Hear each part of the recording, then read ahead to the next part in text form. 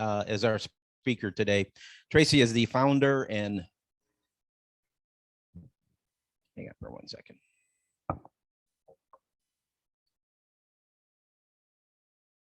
Thank you. I wouldn't want you folks to be deprived of my face.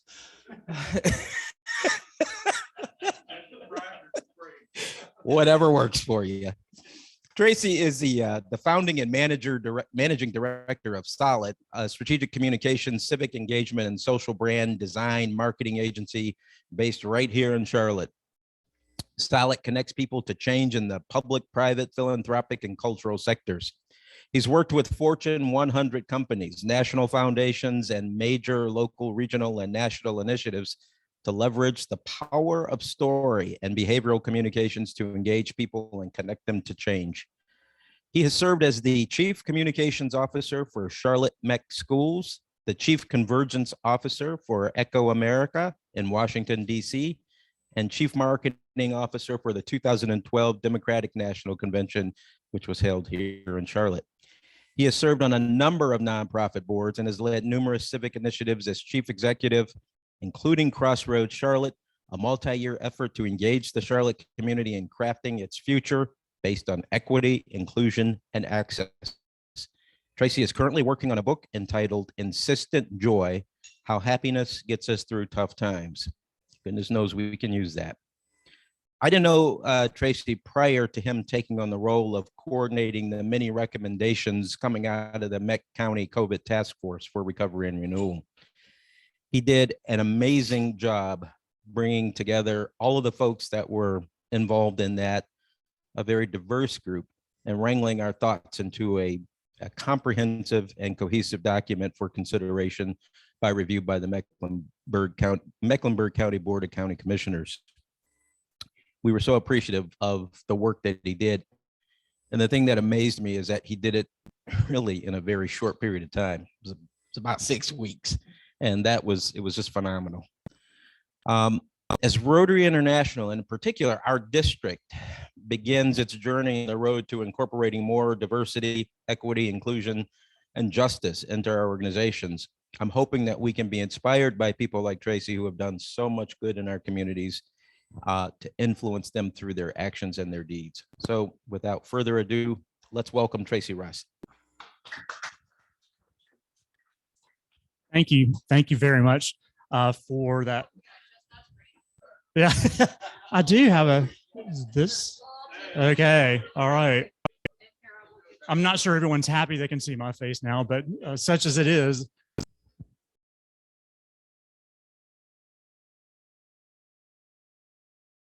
I'm very, very happy to be here. And Kevin, thank you for the introduction. And it's been wonderful to meet you and get to know you through the work of the task force. And I look forward to our ongoing connection. And I do want to say hello to a friend of mine, Eric Law, who is one of your Rotarians here. We've known each other a long, long time. We met right down the road when Foundation for the Carolinas was housed there.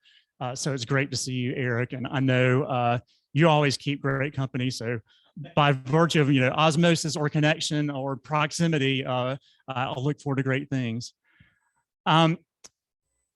Just on a personal note, I'm glad to be here in Dilworth. I spent some time growing up in this neighborhood, as did my father. We both attended different buildings, but both attended Dilworth Elementary. And then I went on to Sedgefield Junior High School then, which is now part of the combined Dilworth Elementary campuses. But this area and this place are near and dear to me as a Charlottean, and I do consider it home. So I'm always happy to come over this way. I just live over in East Charlotte. It makes it sound like I'm coming in from, I need a passport, but I really don't. Although it seems that way sometimes with traffic. As Kevin said, I have created an agency. It's a communications firm called Solid. And when most people hear agency and that word, they'll think of advertising and marketing. And we do some of that. Our point of difference is that we focus in the public and civic sectors. So we work with a lot of nonprofits, units of government, special initiatives like the COVID task force, philanthropies. We say that we don't move products, we move people. It's work that I love and I feel fortunate to be able to do. And I'm so glad to speak to you because I know so much of what you are gathered here together to do on an ongoing basis is in service of community. And it's such important work, I think now important than ever. I do want to lay out a challenge that I think is before all of us in the public and civic sectors. And I want to describe a solution or a set of solutions that I think you're down the road of making happen already. But I think it's important for all of us to talk more about and to get some traction behind with more people behind it. So I promise this is not going to be an ad for Solid, but I will review some projects to show you what the power of collaboration can do in a community. I think this is the way I advance. Oh.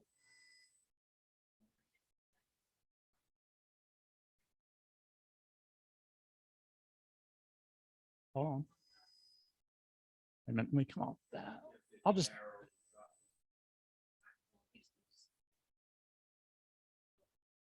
Okay. I work on a Mac, so it takes me a bit to switch the platform here. Thank you. Thank you very much.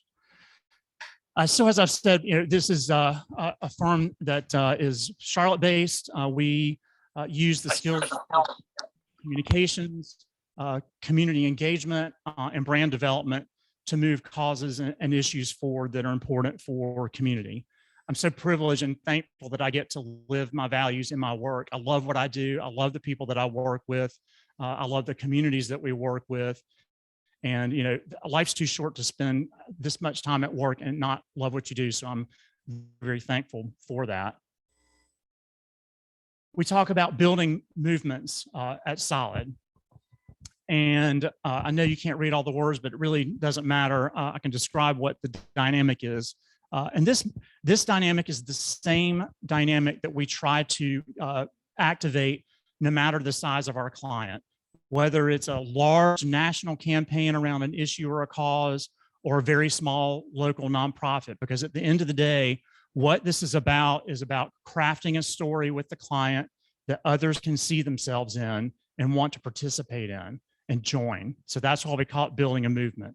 So to the far left, the smallest bubble, and then ramping up to the right where we're connecting at scale, the first thing that we want to do is connect and engage with people who can then take us to the next step and help us craft a story about the future together, whether that's from the context of we work with nonprofits who are focused on reading and literacy. So there's that context. We work and have worked with economic mobility and opportunity. So in that context, but the dynamic is the same. People want to hear a story that is somehow resonant with their life experience and that they would like to share and be a part of. So that's how we move from this idea of engaging people first, crafting a story, giving people the opportunity to participate in sharing and experiencing the story, building out platforms to enable them to share that.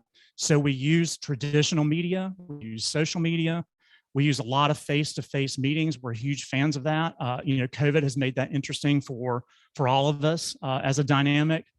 And then finally, the idea is to connect at scale, to share our story with enough people and have enough people involved that it begins to create change, either at the local level in a small community, all the way up to a national level. So, we're not out to create protests necessarily, and sometimes people think that. Sometimes that emerges out of the work. That's not very common, but what happens more often than not is that membership grows, you have people signing petitions, you have more donors, you have more appearances in media.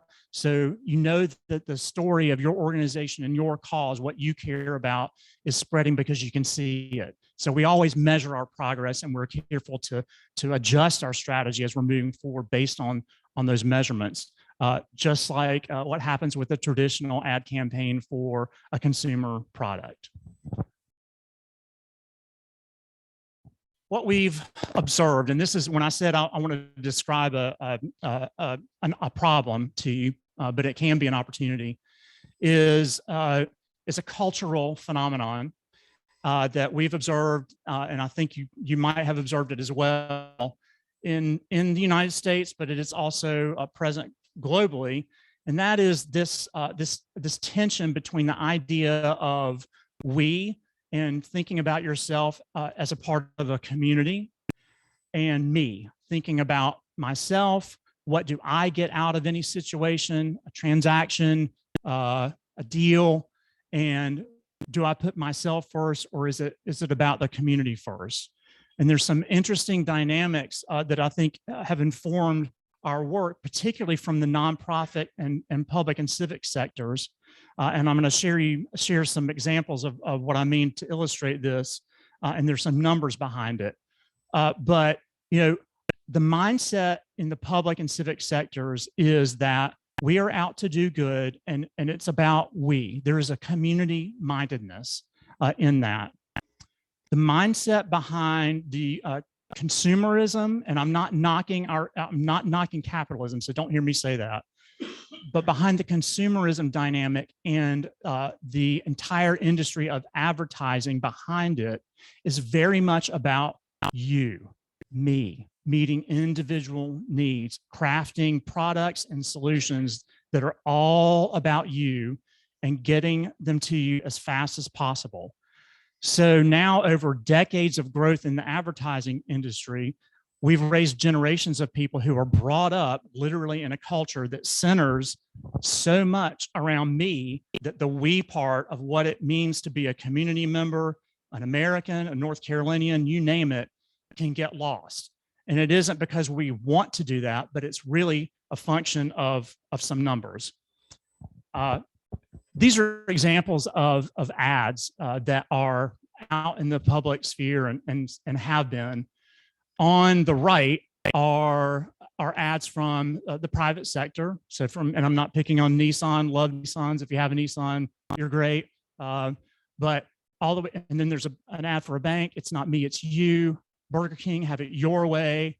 And then one from Amazon, 1 hour delivery has arrived. And to go back to the Nissan ad, a crossover that's all about you. Now that line probably could be lifted from or into any advertising campaign for not just an automobile, but almost any product. This is what's being pitched by a large industry with a giant set of systems behind it to influence choices about where and how people spend money, right? And there are lots of jobs that are made possible from that whole dynamic. So again, it's not that the system is necessarily bad, but when we try to balance this whole dynamic of it's about you and have it your way, and it's not me, it's you. And by the way, the it's not me, it's you is an ad for a bank. And the line is, if you're dissatisfied with your bank, then come over here because you need to tell your bank it's not me, it's you. And now we have this dynamic of a convergence of technology, the internet, smartphones, et cetera, combined with the power of a massive delivery system through Amazon, where literally whatever you can think of that you might want in your head is a day away, an hour away now. On the flip side of that, talking about the public sector, and when I said a mindset, I like to walk when I talk, so I'm going to stay here so you guys can see me.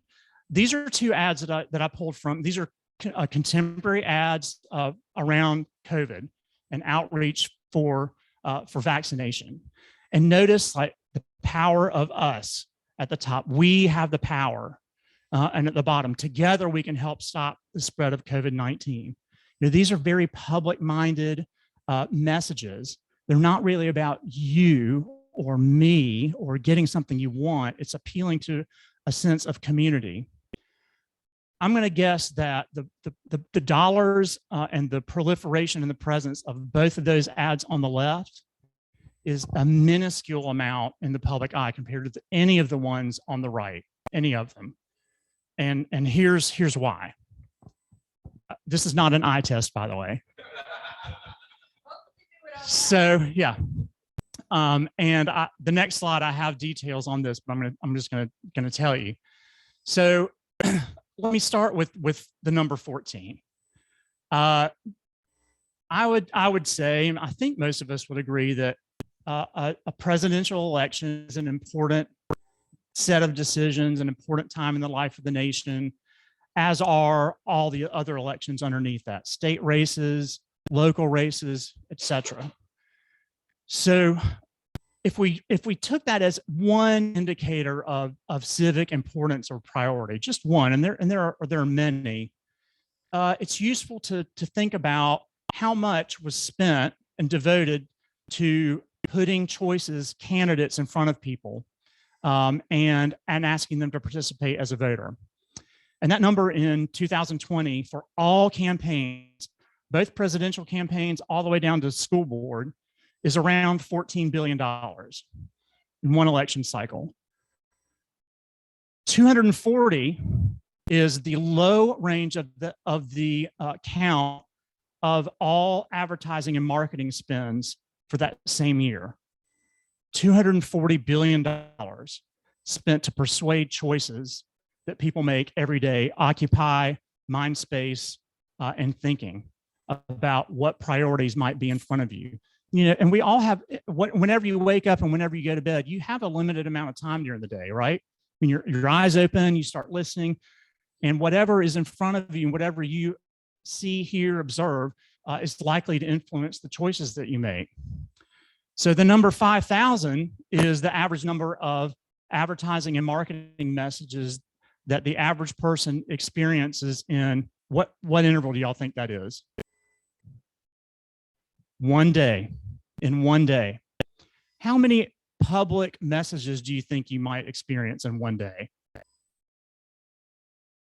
Well, let me tell you, I don't know either. And that's because there's really no good measurement of it anywhere. We don't even bother to count what it is. Now, you could say certainly news channels offer up some of that. There's a lot of discussion around that. Is it competitive? Perhaps. But let me tell you, there are, on the right hand of the screen, are a number of numbers that are concerning in that regard, because the amount of time we spend in front of screens and on smartphones is a huge portion of many people's days, and it's growing. So 11 is the number of hours. Think about this. 11 hours is the average number of hours that people in the United States spend in front of a screen. 11 hours. If you if you ask anyone to do anything for 11 hours, you'd probably be hard pressed to get a yes out of it. Screens don't have to do that because we're already right in front of them. 7 hours is the average number of hours that Americans spend online. So they may not be watching something like a television broadcast, but they're on the internet, on social media. Perhaps they're working. So the majority of most people's days are spent on screens. And guess what screen they're on the most? The ones that we had to turn off, right? These. 81 is the percent of Americans who owned and used a smartphone in 2019. By 2024, the estimates are that it'll be 94%.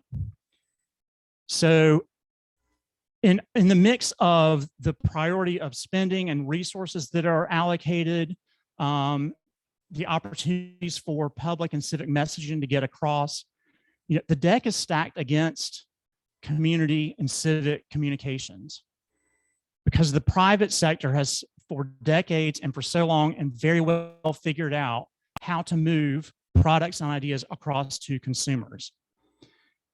And there's only a limited amount of time during the day, and we only have limited resources as individuals. And there are only a certain number of platforms, to go to, whether it be newspapers, television, et cetera. So if you're interested in those numbers, they're the details on them. I can't say that this is a scientific study, I'm just illustrating a point around proportions.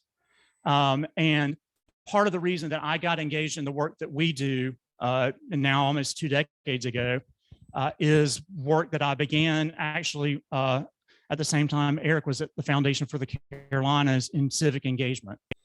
And I worked with a woman who is still a mentor of mine, former Mayor Pro Tem Betty Chafin-Rash. She opened my eyes to what communications mean to civic engagement and public participation. And I happened to be an English major coming out of a Quaker school in Greensboro, North Carolina, named Guilford College. And I decided that, there's a sector that I can make a difference in, and I think I can do it with the power of communication. So that's, Solid is only the latest platform for me to really exercise on a dream of working with great people and good organizations, trying to make great things happen in communities. So I want to give you a few examples, and I'm offering these up as a possible solution or response to what I made sound like a very, very bleak situation. And in fact, I'm an optimist. I don't believe that. I think there's enormous opportunity here because it's a unique opportunity. What the private sector does not have that the public sector and civic sectors do have, and it's almost innate, is the ability to harness collaboration and partnership. Large organizations joining with small organizations, medium-sized organizations at local level, all the way up to national level, still do have reach and contact with lots and lots and lots of people. The trick is we've got to learn how to work together as institutions and organizations to share some of this messaging and share some of what our priorities are, so that when we look at numbers like this $240 billion that gets spent by the private sector, we can start to compete, because that's what we're doing. We're competing with the private sector for people's time and their attention and their resources. And right now, you could argue that elections are some of the most expensive civic acts that we currently have on the table, and they are. I can tell you that the dollar amounts for public information offices in local government, school boards, county commissions, city councils, that have, and the federal government is about 1% of that 240 billion. We are competing on an uneven and unequal landscape. But the opportunity there is, okay, let's just say that's true if we measure it by dollars, but what if we measured it by the number of partners and collaborators that we had to move issues forward?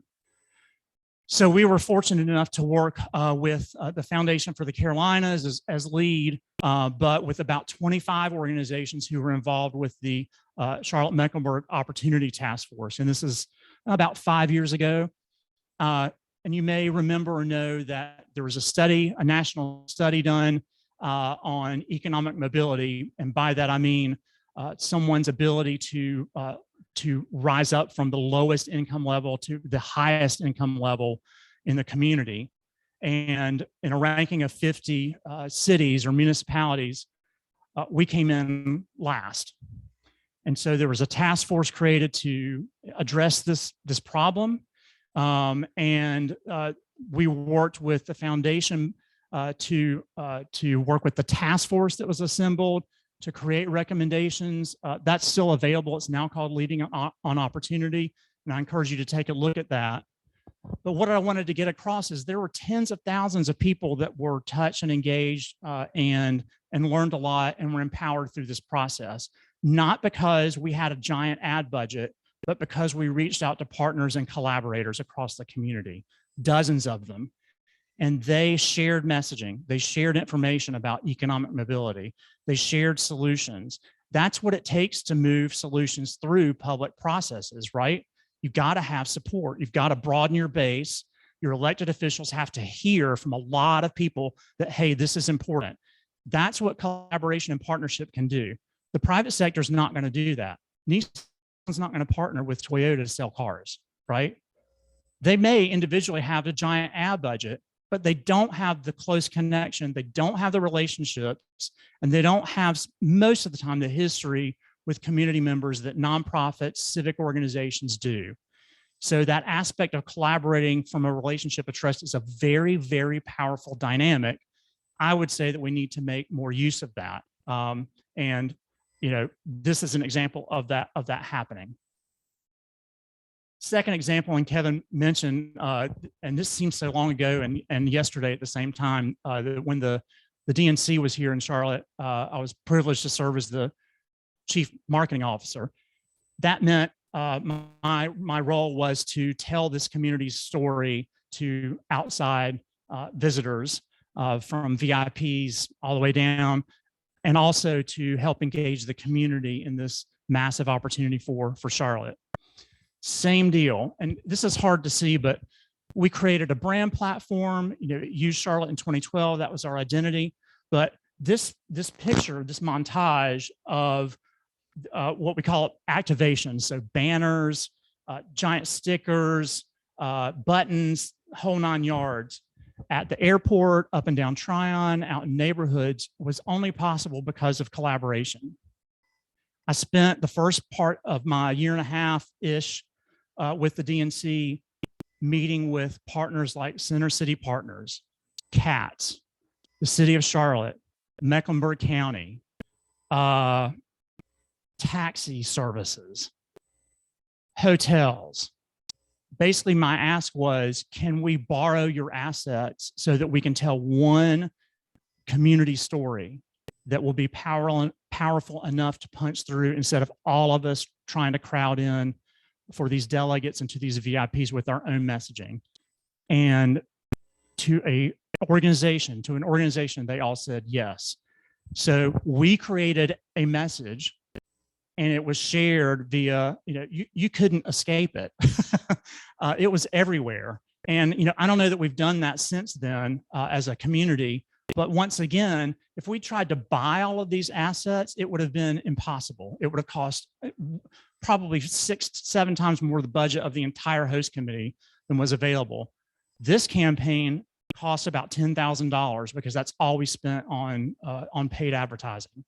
The rest was donated by willing and able community collaborators and partners. So, this is an enormously powerful advantage for the public sector. And then finally, I want to come back to the COVID task force. And Kevin was a member of that task force. And that's how we met, and I'm grateful for that. The idea is that a diverse group of people join together to find solutions in the wake of COVID's terrible impacts, and put those 2 county commissioners for their approval and support in 3 areas: in health, in economy, and in community. And you see here listed some of the impact areas that the task force addressed, because we knew that COVID had impacts not just on health, but almost any part of life that you can think of in the community. So it was important from a long-term perspective to suggest solutions and programs that could address a wide range of impacts from COVID, from jobs to arts and culture to our education system, food security. All of these things are so tightly interwoven that the task force wanted to make sure they really did a great job of setting an expectation of scale for solutions, and I think they did that. But once again, as great as this group of people may be, they didn't work alone. They had community partners from Mecklenburg County Health to United Way. I think it's 15, 20 organizations that were participants in this process to help craft these solutions for the community. I think given that leverage and the amount of support behind it, and the great work that the task force did, led to unanimous approval from the county commission for these recommendations, which, by the way, there are around 60 specific recommendations, so no small set of ideas. And there will be decisions made about how money gets behind those moving forward. But again, I lift all of those up to illustrate that as a person who has chosen to work in the public sector, loves it, I love this community, and I love the idea of communities, and chosen to make my living trying to move those institutions and sectors forward. I've observed that there's an issue at play that makes it hard to reach through to people And I think that one of the reasons why we have such a tough time getting people involved in civic acts is that, frankly, they're just barraged with lots and lots of other messages. And, there's just not enough room in people's brains to absorb a whole nother mindset unless it's brought up to some degree of scale by the public sector itself. And I think collaboration and partnerships are the way to do that. I think that's a competitive advantage for the public sector. We're here as a very small business to participate in the leveraging of that opportunity. Thank you for letting me share some thoughts with you. I'd say that in your work, both in Rotary, but the organizations you're involved with and connected with, ask, how are we engaging the community in our mission? How are we communicating with people on the ground as a part of that work? Not as an afterthought, but as a part of the work itself, so that we can get more people, get more support, and change the community for the better. So thank you for that. And I think it's, yes. I'll run the mic. I have no background at all, particularly in the advertising industry. But as you were speaking, I was sitting here saying, amen, brother, because there has been, at least from my viewpoint, an immense change in part of the advertising industry in the past year and a half, where instead of selling things, they're really pushing feelings. And if you push feelings and you do it well, not manipulatively, but Publix would be my champion. I can't give you a specific, but I have yet to come away watching a Publix ad where I could care less what kind of bread they sell or how old their meat is. But I care very much of what they're talking to about me and my family and the communities in which I function. And if we can do that, there's hope. On the other hand, if any of you are with insurance companies, please forgive me if I see any more, because when they come on with, and they're mostly insurance companies, they seem to can stupidity and multiply it by a factor of 5. And, well, okay, yeah. So, I think watch the next 11 hours that you watch. Don't watch the program you're watching, but watch what the commercials are. No. And if I see one more father with his son messing around with the toilet, I'm going to throw something at the TV.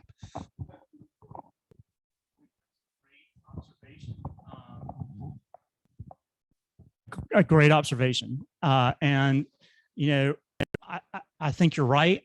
You do see the advertising industry and companies themselves adopting social positions and promoting and sharing social benefits to either purchase of their products or participation in their services.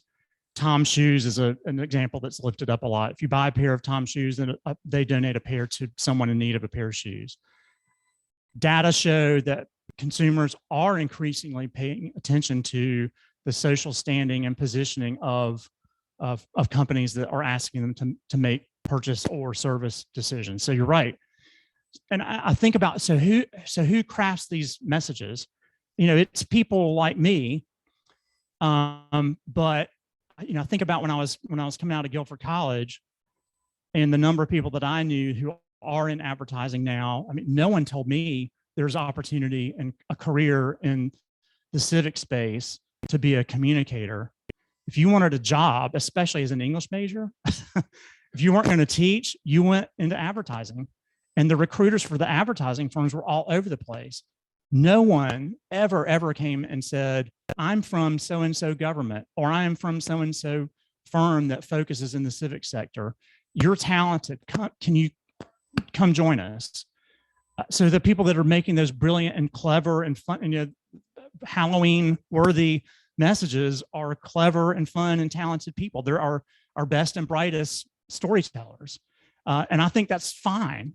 I just wish we had more of them on the civic and public side. So coming from my first job out of college was actually, I was in advertising. I was trained to be an advertising writer. So I worked for the .com, and then after 6 years, lost my soul and needed to go and work with kids. So, but I still take a lot of what I did in the corporate world, to my nonprofit work. But so for everyone here and online, what is, in your opinion, as an expert, the number one thing that someone could do to either invest their money or put their time and energy into that could potentially break through the noise? Okay. So let me suggest an idea, and that is sort of segueing from something I said earlier. As you are supporting nonprofits that you believe in and civic organizations with your time, your resources, your attention, continue to do that. In that stream of participation, ask, how are we communicating this work out? How are we telling our stories of impact? How many people get to hear what it is we're doing and what's happened that's great because of it? Because if enough donors do that, it will become a higher priority for executive directors, for presidents, et cetera. And then they will, and rightfully, respond, hey, our donors said this was a priority. Communications, engagement were priorities. So we need to devote more of our budget to that. So I think that does two things. It advances the mission and all, the goodwill and the good work of nonprofits, but it also helps them grow, because you're going to be gaining more people, as supporters, in the ideal world. Is that? I think it's hard sometimes too for nonprofits, because we're dinged if we do spend money on fundraising, on communications and technology. That's one of the reasons why advertisers are not recruited to the public and nonprofit sector, is because there's no money. And then if you do put money behind it, it's like, oh, you're misusing your funds. So there needs to be a mind shift as well in the donor community, that we actually need money to tell what we're doing. Like, we can't rub two pennies together and get a beautiful ad campaign. So How are we going to get the next donor? Let's share it so that it's easy for me to share. Sorry. So how do nonprofits think about packaging their story, the impacts in ways that can help people that already believe and are involved, help them share it with others so that they become involved. So then the spend on that budget line item for communications becomes a growth factor, like it's an investment expense, not a throwaway or icing, right? It's something that's endemic and critical to the work itself.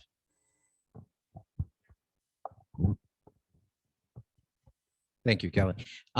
First of all, thank you again for being here. I really appreciate it. And I've spoken to you a little bit about this, and I'm not looking for any answers, but is there a path forward for an organization like our Rotary district here? We have 56 different clubs that work in a 14 county area, going all the way from the south of North Carolina to the northern boundaries of North Carolina. And we are largely, the clubs, even though we have this overarching district structure, the clubs are largely autonomous. They can pretty much do what they want to do. But one of the things, and we talked a little bit about this last night at a meeting that we had, is when it comes to fundraising, we do a terrible job of enlisting support from the community. We're doing great things in the community, but we do most of our fundraising internally. We ask other Rotarians to support what we're doing to fund our service projects and things of that nature.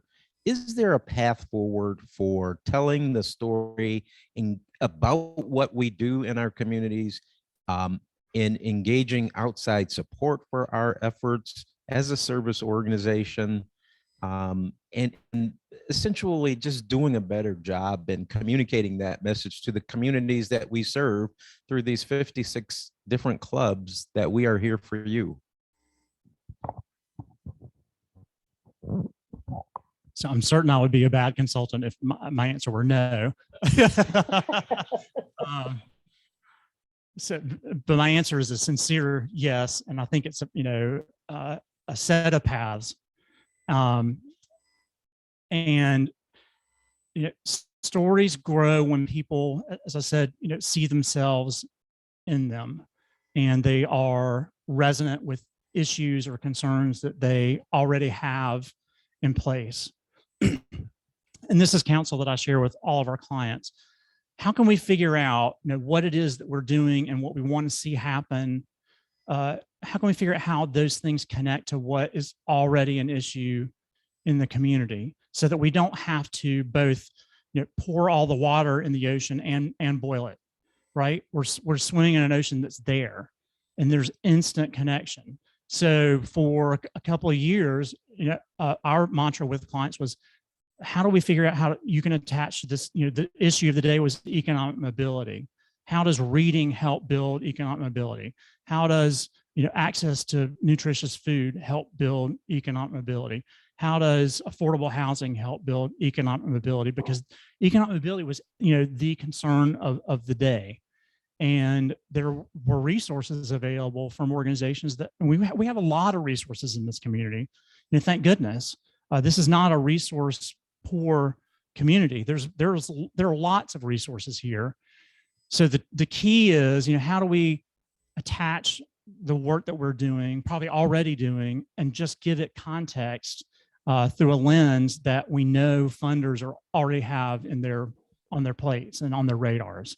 And that's from a strategy point of view, it has worked pretty well. And then I think it's a matter of, you get down to this tactical level of like, well, how are we capturing stories? How are we telling them? How are we packaging them? Because it makes a difference. People expect if there's a video up, it needs to be well produced, or no one's going to watch it, and they're certainly not going to share it.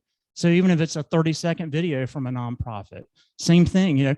And the great news is these don't cost a lot of money to create anymore. But that's videos, but printed materials, etc. Again, how do I tell a compelling story, an authentic, compelling story, package it well, and then make it easy for others to share, so that other people see the connection and they want to be a part of it. I have a question. Jenny. Tracy, talking after Kevin, I am the public image chair for the district. And can you hear me okay? I was just wondering if I could share this video in our district newsletter, because I think there's a lot of wonderful information for all of our public image coordinators in the clubs. Yes, absolutely. Sure. Wonderful. Thank you. Just don't, if people say never have him on again, don't blame me. I think it's wonderful information. That guy, yes, of course, Jenny. And thank you for asking. Anyone online have a question for Tracy? All right. Well, Tracy, thank you so much. I know I'm standing behind you. That's kind of awkward. Thank you all. And if I could ask you, you've got one more job. I'm sorry. If I could ask you to go over to the young man in the green shirt and pull out a winning ticket